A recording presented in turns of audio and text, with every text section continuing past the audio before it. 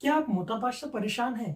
अपना वजन घटाना चाहते हैं? तो वीडियो को लास्ट तक जरूर देखना। ये वीडियो आपको जरूर काम आएगा। दोस्तों, हमें एक दिन में चलने के लिए कितना कैलोरी या फिर एनर्जी की जरूरत होता है, ये एक लिस्ट है। यहाँ से आप देख सकते हैं कि अगर आप मर्द है, औरत है, बच्चे हैं, अगर आप कुछ काम करते हैं, नहीं करते हैं, उसके हिसाब से आपको एक दिन में चलने के लिए कितना कैलोरीज या फिर एनर्जी की जरूरत होता है। जब आपकी बॉडी में जरूरत से ज्यादा चर्बी और फैट जमा होने लगता है और ये आपके शरीर को नुकसान पहुंचाता है, तो उसे बोलते हैं मोटापा यानी फिर ओबेस। आप जितना कैलोरीज एक दिन में लेते हैं, अगर उससे कम आप खर्चा करते हैं, वो जो एक्स्ट्रा कैलोरीज बचता है वो आपके शरीर में पहले लीवर और मसल में एज ए ग्लाइकोजन स्टोर होता है। अगर ये कैलोरीज आप एक्सेसिव अमाउंट में हर दिन लेते रहते हैं, तब आपकी ये extra calorie as a triglyceride आपकी चर्बी या फिर फैट्स में जमा होने लगता है। दोस्तों, ह्यूमन शरीर में एक बैलेंस सिस्टम है जिससे आपको ये पता चलता है कि आपको कितना खाना खाने के बाद पेट भर जाने का जो फीलिंग है वो देता है। भूख लगना, आपको कितना भूख लगता है, ये सब कंट्रोल करता है। आपकी ब्रेन में जो हाइपोथैलेमस है, हाइपोथैलेमस को दो हार्मोन से सिग्नल मिलता है। एक है लेप्टिन हार्मोन, जो आपकी चर्बी या फिर फैट से निकलते हैं। जिन लोगों में जेनेटिकली लेप्टिन की मात्रा बहुत कम रहता है, वो लोग अक्सर मोटापा के शिकार होते हैं। और जब आप खाना खाते रहते हैं, तब आपकी पेट में से कुछ हार्मोन निकलते हैं, जैसे कि जीआईपी है, जीएलपी है, कोलिसिस्टोकाइनिन है, और ये सब वायगस नर्व की थ्रू जाके आपकी हाइपोथैलेमस को सिग्नल देते हैं और ये एक बैलेंस सिस्टम की तरह चलता है। आप अंदाजा नहीं लगा सकते हैं कि मोटापा एक कितना बड़ा बीमारी है और आपके शरीर के लिए कितना घातक है। तो इसे अच्छा से समझना बहुत ही जरूरी है। वजन बढ़ जाना या फिर ओबेसिटी की बहुत सारा कारण है। जैसे कि अगर आप हाई सॉल्ट कंटेनिंग डाइट लेते हैं, हाई कार्बोहाइड्रेट कंटेनिंग डाइट लेते हैं, जैसे कि आप पिज्जा ले रहे हैं, फ्राइड चिकन ले रहे हैं, एक्सेसिव अमाउंट में फैटी मील ले रहे हैं, तो ये सब जब आप खाते हैं तो ये एक्स्ट्रा कैलोरीज आपके शरीर में जमा होते हैं, तब आप मोटापा के शिकार होते हैं। अगर आप कुछ फिजिकल एक्टिविटी नहीं करते हैं, सेडेंटरी लाइफ स्टाइल जीते हैं, सारा दिन बिस्तर में पड़ा रहता है, फिर भी आपका वजन बढ़ जाता है। अगर आपको कुछ हार्मोनल प्रॉब्लम है, जैसे कि अगर आपको हाइपोथायराइडिज्म है, कुशिंग सिंड्रोम है, पॉलीसिस्टिक ओवेरियन डिजीज है, फिर भी आपका वजन बढ़ता है। अगर आप कुछ मेडिसिन ले रहे हैं, जैसे कि ओसीपी ले रहे हैं, एंटी एपिलेप्टिक ड्रग ले रहे हैं, जैसे कि वेलप्रोइड है, एंटीसाइकोटिक ड्रग है, ये सब लेने से भी आपका वजन बढ़ता है। और कुछ जेनेटिक कारण भी है जिसकी वजह से आपका वजन बढ़ता है। ये पूरा लिस्ट है, आप यहाँ से देख सकते हैं किस किन वजह से आपका वजन बढ़ता है। ओबेसिटी या फिर वजन बढ़ जाने से आपको बहुत सारा दिक्कत होता है। जैसे कि ओबेसिटी बढ़ जाने से आपको हाइपरटेंशन होता है, डायबिटीज होता है।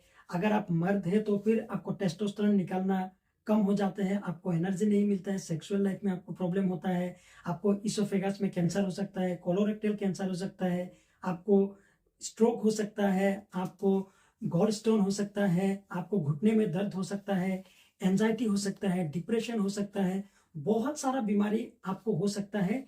एक बार ये लिस्ट देख लीजिए। आपको कैसे पता चलेगा कि आपके शरीर में मोटापा या फिर ओबेसिटी है कि नहीं? इसे कैसे पता करते हैं? बीएमआई, बॉडी मास इंडेक्स, मतलब आपका जितना वजन है इन किलो डिवाइडेड बाय आपकी हाइट कितना है इन मीटर स्क्वायर, जितना निकल के आएगा वो आपका बीएमआई है। अगर आपकी बीएमआई 18.5 से कम है तो आप अंडरवेटेड है। अगर आपकी बीएमआई 25 से ज्यादा है तो आप ओवरवेट है।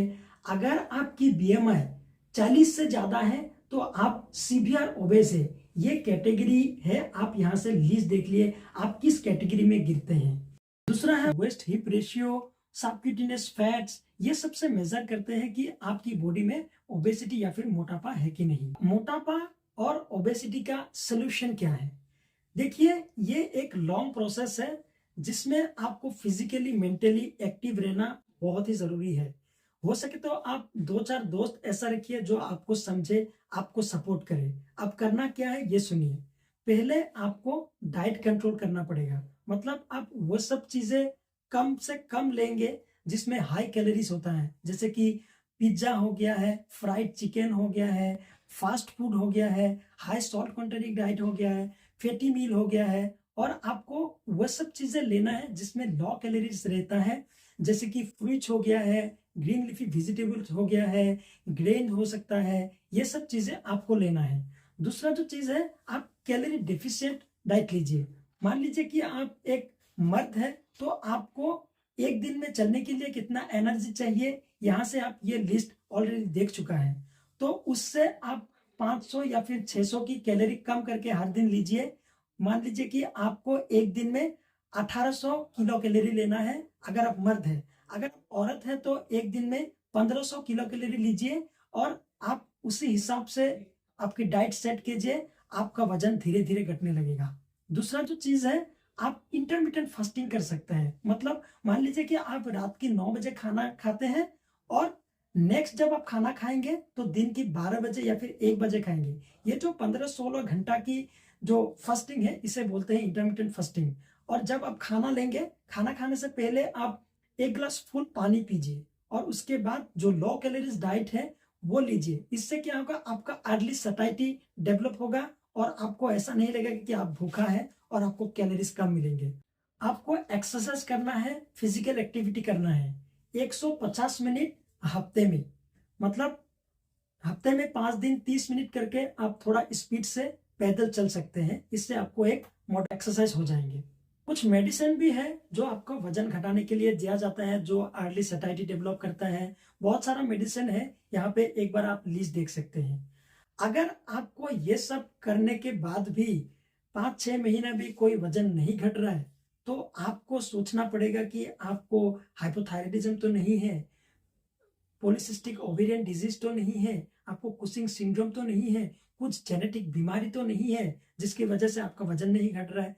तो उसको ठीक करना पड़ेगा, और अगर आपकी जेनेटिक कुछ बीमारी है तो उसके हिसाब से आपको ट्रीटमेंट दिया जाता है। सीवियर ओबेसिटी में कभी कभी सर्जरी भी किया जाता है। आपको ब्रेकफास्ट, लंच, डिनर में क्या खाना है, आप अपना मेन्यू खुद सेट कर सकते हैं। आपको ये मैं लिस्ट दे रहा हूं, यहाँ से आप इन चीज में कितना कैलोरीज होता है उसके हिसाब से आप अपना डाइट बना सकते हैं, क्योंकि जो आप खुद बनाएंगे उसमें ज्यादा बेहतर से आप फॉलो कर सकते हैं। तो वीडियो बहुत ही इंपॉर्टेंट है। अगर आपको कुछ पूछना है तो कमेंट सेक्शन में पूछ सकते हैं।